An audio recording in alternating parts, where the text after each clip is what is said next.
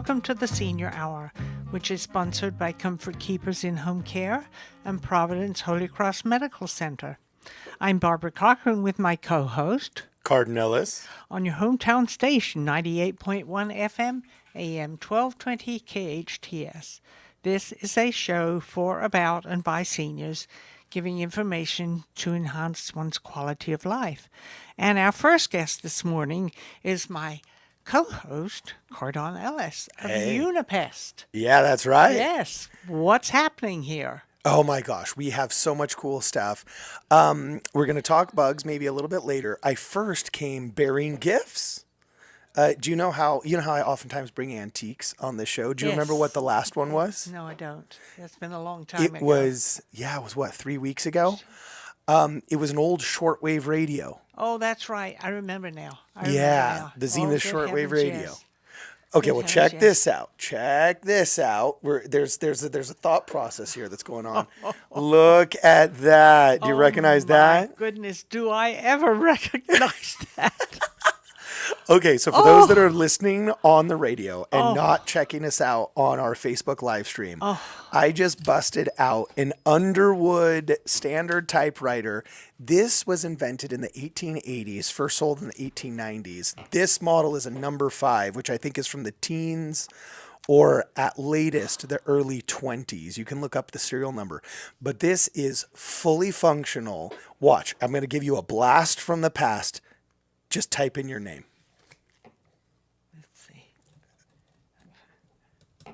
You have to press them hard. Yep, there we go. For those that are oh my goodness, listening. Look at this. Yep. Do you feel that? Oh. You're doing a much better job. I used to type on one of these. When I was in high school. Oh my goodness. Okay, so tell me, what's the story of how, because we're going somewhere with this, but you had one of these in high school.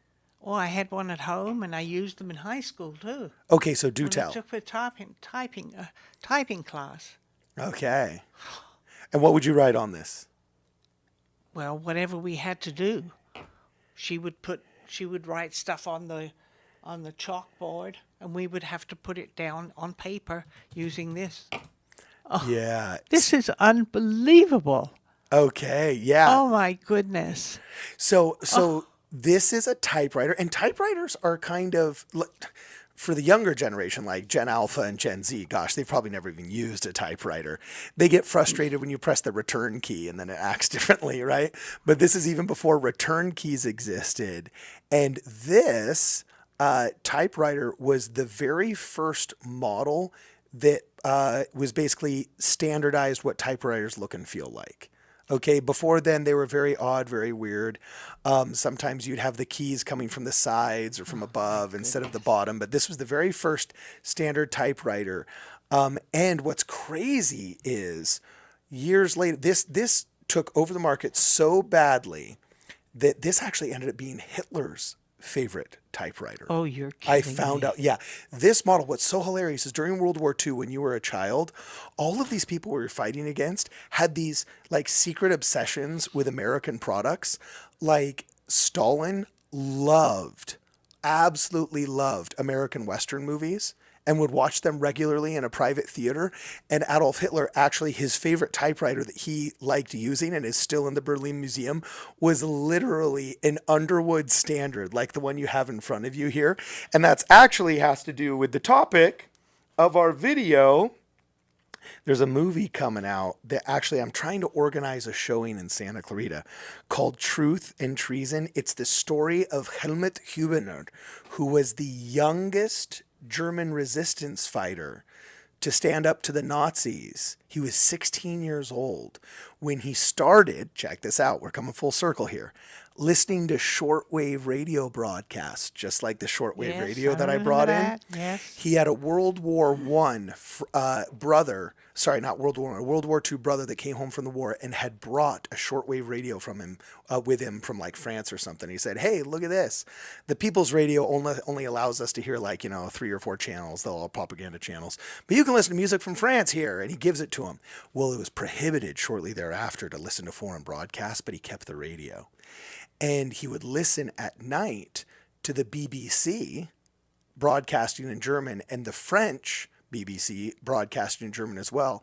And he realized that, oh my gosh, Germany's not just winning the war.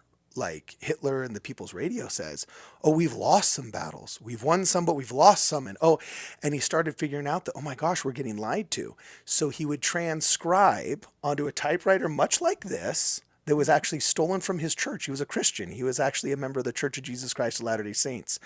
Nowadays they call them Mormons, right? There was a small congregation of the church in Hamburg, Germany. I believe it's where Mendelssohn was born. And he would transcribe them on this little typewriter and then run out at night and put them in people's mailboxes and put them on the wall. And he was a one-man band resistance fighter. And the writings were so good and so compelling and convincing, they thought it was a college professor. So they were like capturing and torturing professors and different people to try and figure out who is this person making these leaflets, okay? Until finally they figured out it was him a year or a year and a half later. And unfortunately, he met his demise. He was sentenced to death by beheading, and they had to change the rules of the People's Court in order to try him as an adult because he was only 17. But dude, his story is amazing. And they found him, according to the movie, and they took a little bit of creative license.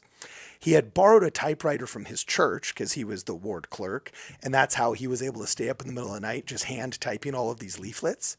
But in the movie, I'm not going to ruin it, no spoilers. But in the movie, Truth and Treason, they, there was a secret in one of the keys to the typewriter that ended up being a fingerprint that kind of gave away who was writing it. And I'm not going to spoil how they find it. Wow. But yeah, like, doesn't that bring you back? Good heavens. I was typing when I lived in England. Uh-huh. And I came here when I was 10 and a half years old. Okay. So they had us typing way back then. On these old typewriters. Good heavens. Well, here's something I would love. Part of the reason why I brought this in, and I think it actually has to do with the seniors, is not just to talk about Truth and Treason, which is a movie I love, and it's coming out. It's going to be on Angel streaming, and it's going to be cool, and it's great, and the typewriter is a big part of that story. But I fell in love with restoring typewriters long before I saw the movie, and specifically this brand, because I fell in love with physical media.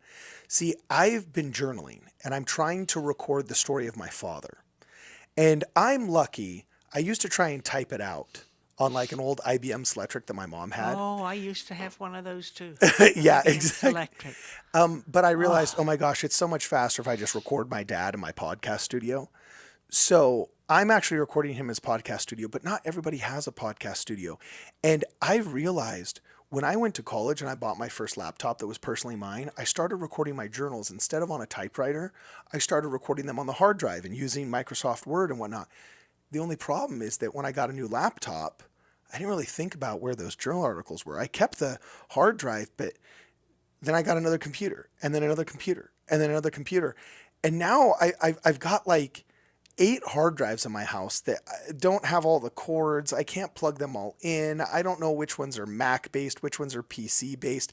And I don't have access to that media, to those journal articles. They're just trapped in these Byzantine mess of cords and wires and hard drives. Meanwhile, my handwritten journals from my 2 years that I served in Argentina, still got access to those.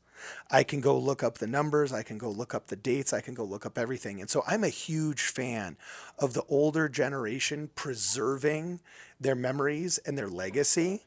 And I just think that even though we live in a digital world, it's worth it investing in an old typewriter and just hammering out your life story for your loved ones while you remember it on just physical pieces of paper, because those will get preserved. Somebody can scan them. I mean, I'm ready to start a program in Santa Clarita where I help people just ingest this for free to get it on Ancestry.com, and maybe I'll invite them to come over one of these times. But dude, nothing beats it. And by the way, isn't it a blast from the past? Don't you just feel cool? It's unbelievable. And my mother used to use one of these in England during the Second World War. Yeah.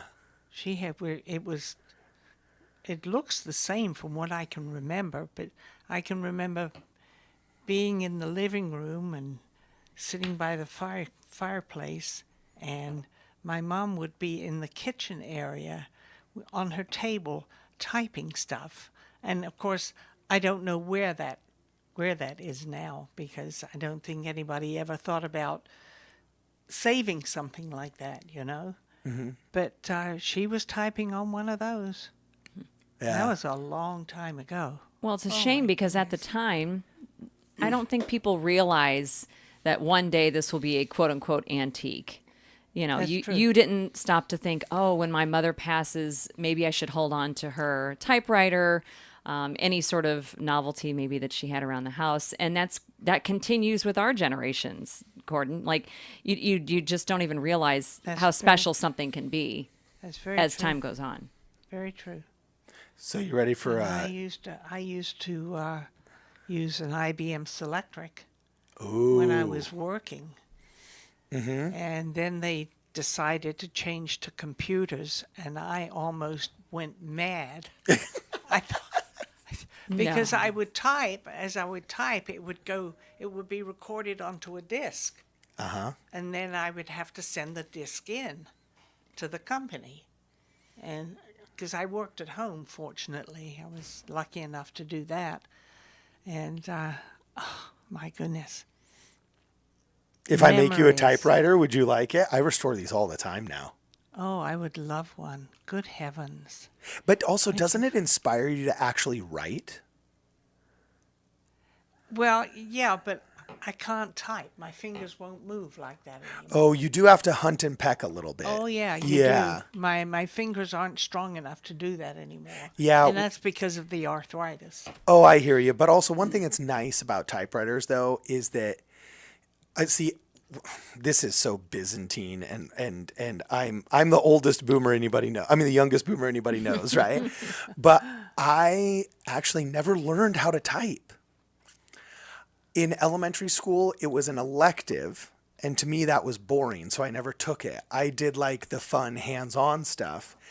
And when I went to high school at Hart High, I graduated in 2001, and in 2002 they made the switch and said, okay, typing is going to be a requirement. Yes. So I was literally like the last graduating class. I did Mavis Beacon teaches typing in computer class, and I kind of got the home row basics, but only enough to make it through the class and get my 20 words per minute. I never actually developed that muscle memory.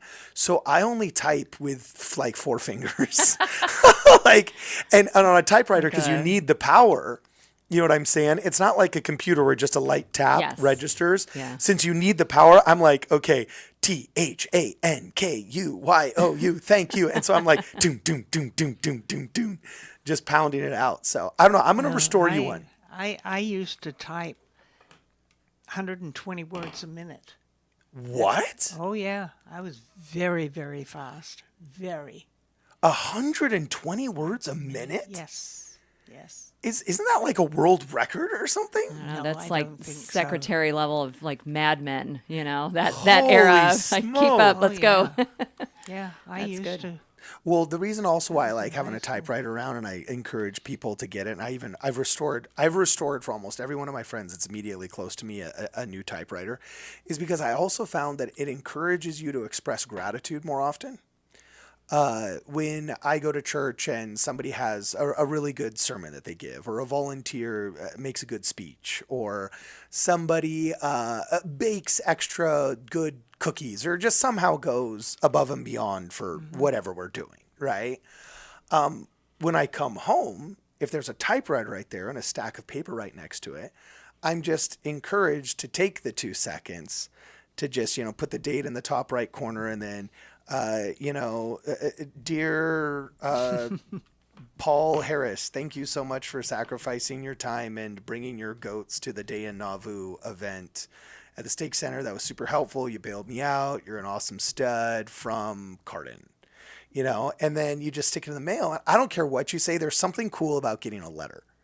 Like, there's just something yeah. cool about it. Oh, absolutely. And our Absolutely. mailbox is completely lacks correspondence now. It's all bills and all junk absolutely. mail. Absolutely. And we got to bring letters back, baby. Well, remember the days of when we were kids, especially Cardon, like having a pen pal, I think was a big deal. You might have been a little too young for that, but No, I remember my that. generation, we would love having a pen pal. And the school would facilitate it. It was the best day of the week when that letter would show up. And we don't have that anymore. And, I was thinking about other media, like with CDs. Even now, 30 years later, for us to see a CD that's like, oh, wow, this is really cool. We haven't seen this in however long. And the Gen Alphas and Gen Zs, it's just, it's an icon on a desktop. It's not the same. So speaking of icons really fast, I got a trick question for you, Barbara. All right. And I'm going to test your secretarial acumen because apparently you were typing 120 words per minute on an IBM Selectric, which, by the way, is the typewriter in Air Force One. There's a blue IBM Selectric in the Ronald Reagan Air Force One Museum. Really? Yeah, that's what his secretary. Mine was green. Oh, my mother's was beige. Yeah, mine was green. Oh, I've got a black one. I'm going to have to bring that one out. You know what? You're going to come over to my studio and you get to try the IBM Selectric. But before the Selectric and before they really hyper standardized and made very, very good, much finer typewriters, these beasts, which weigh like 50 pounds in front of you, they were used. And you'll notice there's some keys missing. Can you type an I? There's an I. Okay, yeah, there's an I. But now you'll also notice that if you want to type in 1993, how do you type it in? There's not a 1. Yeah, there's no 1. But there is. You have to use the L. Yes, you got it right. You had to use the L. Yeah. Wow. Isn't that nuts? 1936. 1936. Yeah, you did it. Good job. Pardon, when That's you my birthday. Are you- 1936. when I you was sit born. down to refurbish, where do you find these pieces? Are you just digging through the internet, so to speak, to find, like, if you really did want to replace the eye that's missing, is that just a Google search for you and then it pops up? Good question. Good question. So there is still a market for this. It's waning. But there's this guy down by like Eagle Rock that restores typewriters still. Somebody needs to do a documentary on his house. He's got the old, see, this has nothing digital in it. So to clean it, because there's too many parts, you actually bathe it. So he bathes it in a solvent, like dips the whole entire thing in a solvent, gets rid of all of the oil, takes it apart, puts it together, and then dips the whole thing in synthetic oil. And it works just so well. You want a blast from the past? Watch. Now make a new line because there's no return button. Where's my... Well, yeah, actually push it. Watch. So push it in and then, ooh, how does that feel? Doesn't go all the way. Well, yeah, it does if you push it all the way. But then when you get to the end, there's actually a ting. So what I was waiting for, That's yeah. right. Yeah. That's right. yeah, it's pretty nuts. You make it all the way to the end and there's a ting. So anyway, The IBM Selectric, you push that and it would go all the way down. Not this. yeah, for real. You have to go all the way. Oh my goodness. So there is a market for this. You can find parts. Oftentimes, unfortunately, you have to buy multiple typewriters and then kind of pulverize them a little bit. So just like roofers will take down tiles from, Unit A and Unit B and Unit C and then hold on to them in case Unit D needs some repair or something.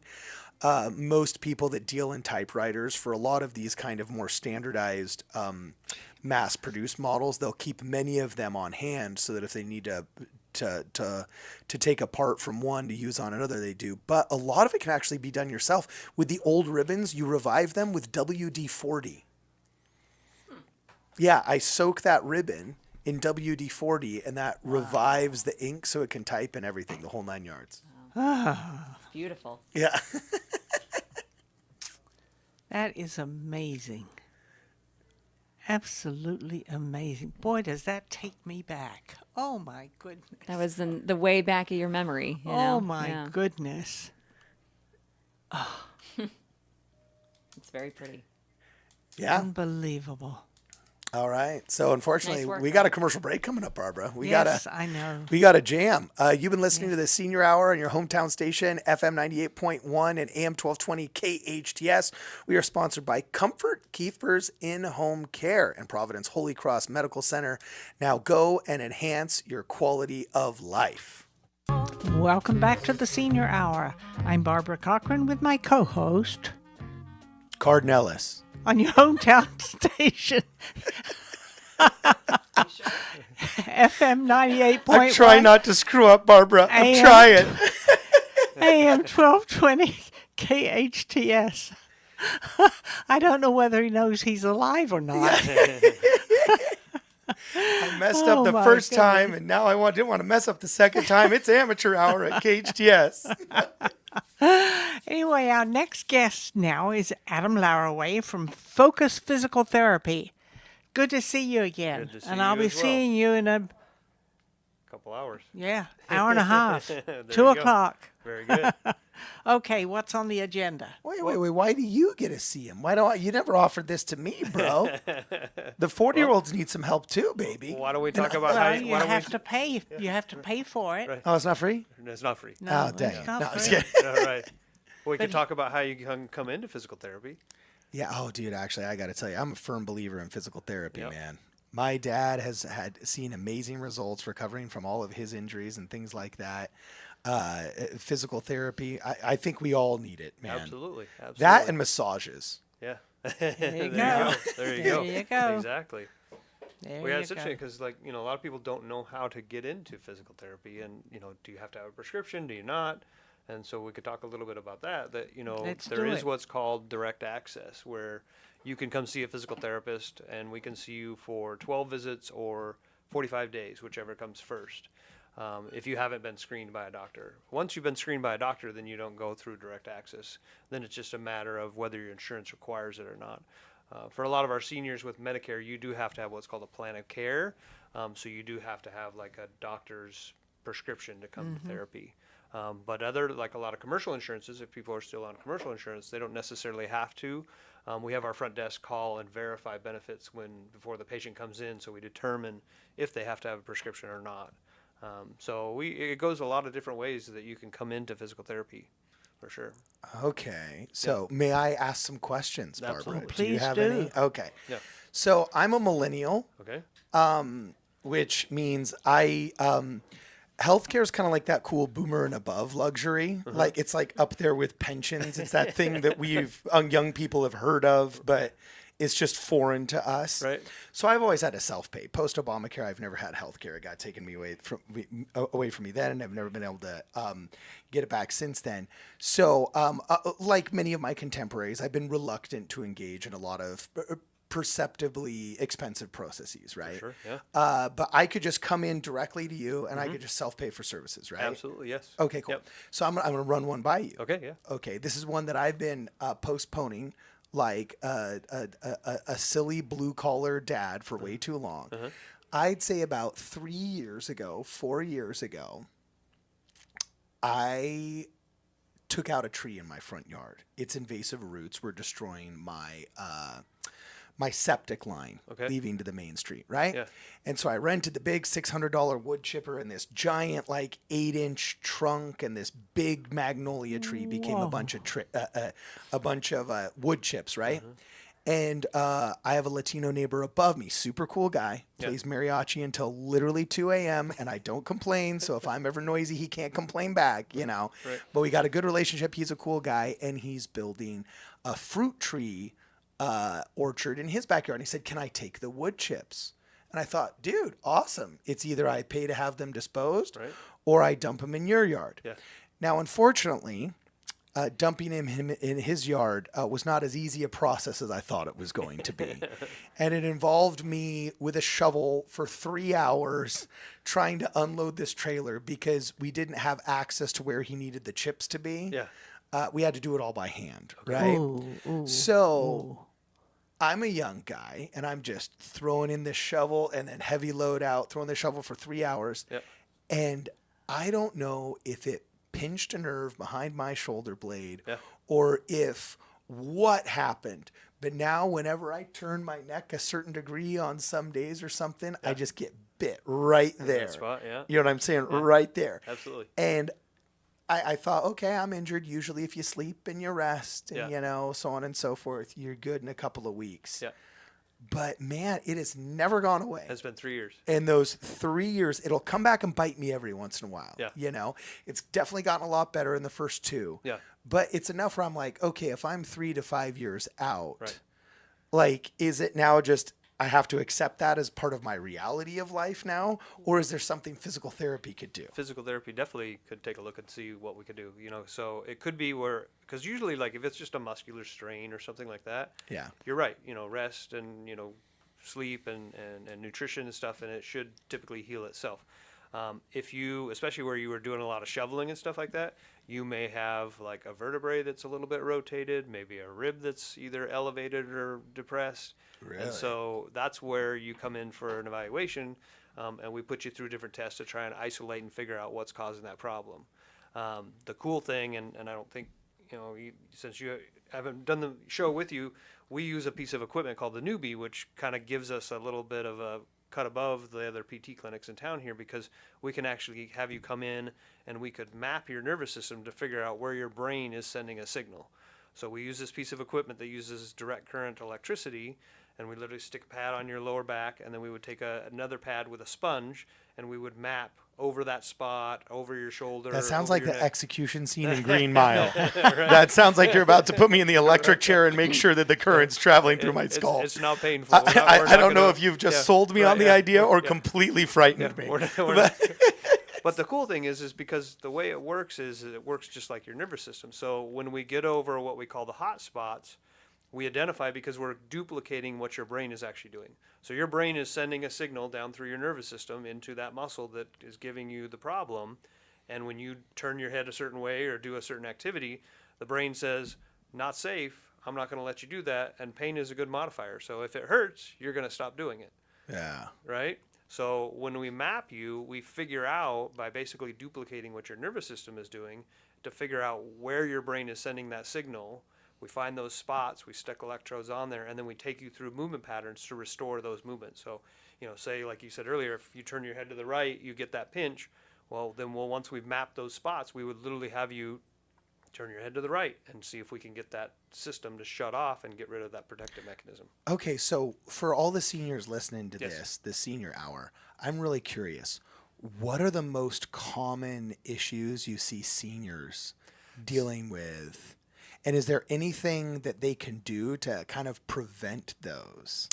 So probably the most common things we see with seniors is obviously balance. You know, as we get older, what happens to our Falling.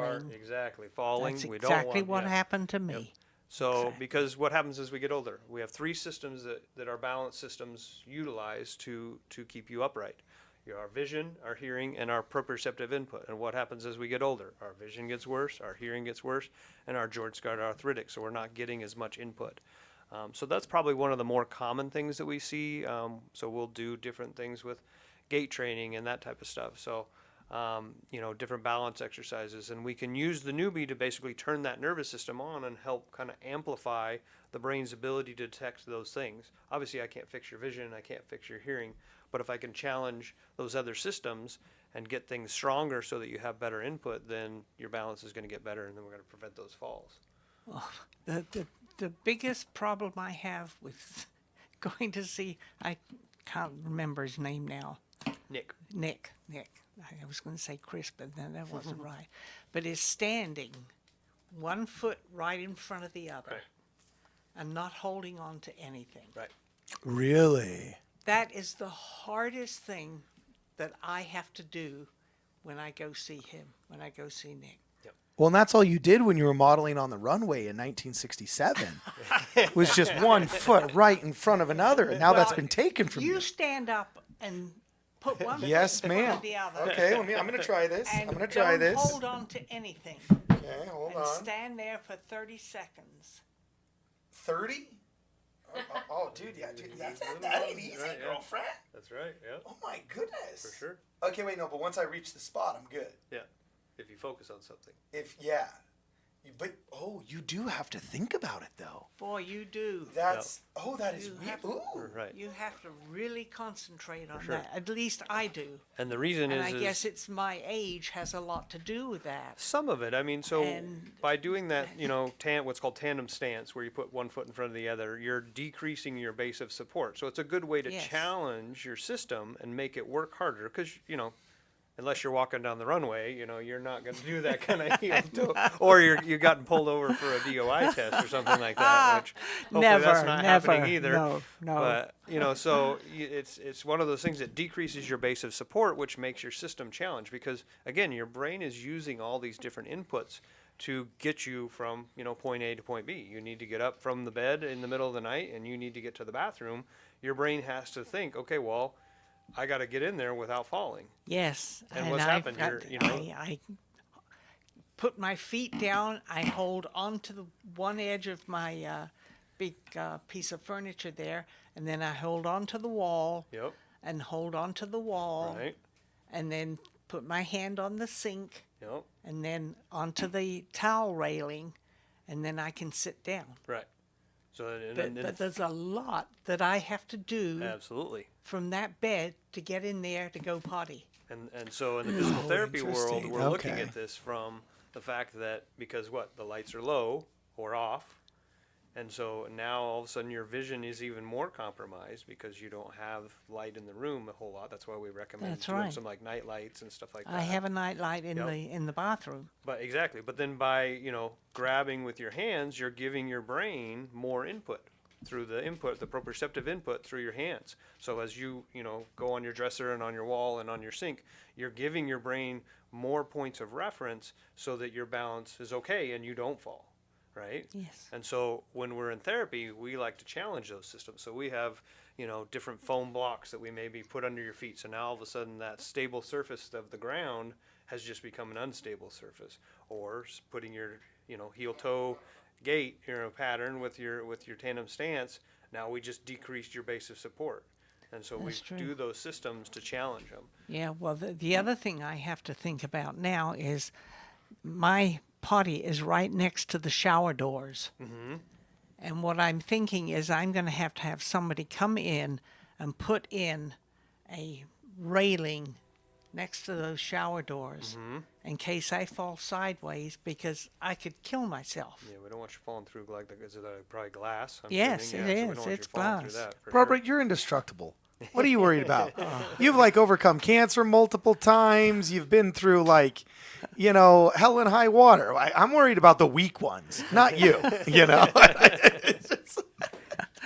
Yeah, but the older I get, well, all of this mess with me started when I fell. Yep, absolutely. And I took a really hard fall. Yeah, And that's been, a couple of years ago? yeah. Yeah, it's about a couple of years ago, I And think. unfortunately for you, with like some of the chemotherapy and stuff, you have what's called peripheral neuropathy. So Yes. the sensation in your feet has been muted. And again, that's what we're working on in therapy right now with the Newbie, is trying to get Great some of HIPAA that violation, sensation bro. back. So We already had No, to- I'm totally just kidding. I'm totally We already have talked about that it's okay to discuss. I'm totally surgery, joking. but I get you. Yeah. No, but all of this happened as a result of chemotherapy and all kinds of stuff. Yeah. I feel you. Hey, No, we're but, chemotherapy brothers and sisters right here. Yes. There you go. We just gave a fist bump on air. But See, at that's least I'm here, yeah, you and know I'm it. alive and kicking. And typing. Kicking and typing. You missed it. We just brought a 1920s typewriter onto the set that. That was pretty before. cool. Yeah, it was pretty cool. Yeah. Are you old enough to remember typewriters? You look I pretty am young. old enough. No, I'm Okay, getting cool. up there too. Yeah. All right, rock on. He ain't no spring chicken either. That's right. Yeah, for I real. actually had to take a typewriter typing in high school. So Oh, yeah. yes. So, yeah, Okay. I am Absolutely. old enough to remember that. So, question: does fasting help Fasting's it depends on what in what do you want to help. recovery? Because that's a big thing they're talking about now. I got a buddy that fasts. He's a senior and he fasts once a week now for 24 hours, once a month for 72 hours, and then once a quarter for 7 days. And now he's in the top 1% 1% of human growth hormone production. Oh, wow. And when trying to recover, I'd assume HGH and human growth hormone helps out a lot. Huge. So I'm just, and he says, I think every senior should be fasting twice as often as the what do you call them? The juniors, the young bucks do. Right, yeah. Just, do you think that helps? Yeah or nay? We got 30 fasting seconds. definitely helps. And we can talk about that more when we come back. But fasting, I mean, if you want to get into the science behind it, once you get about 17 hours in, your body actually starts to repair and kill all the bad cells, and that's why it's so productive. But we can talk about that after the break. Okay, cool. Yeah. So, all right, this is awesome. I got to tell you, I think spirituality is physicality, is spirituality, is physicality, and there's such a deeper connection between our physical health and our mental health than I think we realize. And I just fully support all physical therapies, all massages, chiropractors, your girlfriend or your wife running your finger through your hair, whatever it is, you know what I'm saying? How can people find you if they want to know more? So we are located at 25050 Peachland Avenue, Suite 205 in Newhall. We are at www.focusptscv.com, and our phone number is 661-255-4205. Okay, so I'm going to do our outro correctly this time.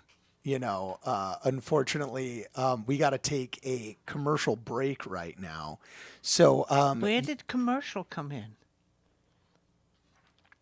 we're going on a commercial break here in a second, are we not? Mm-hmm. Yeah. But I never use the word commercial. Oh, what's the proper term? Well, we're going to take a break. Oh, we're going to take a break. Okay, Yeah. so I have been corrected.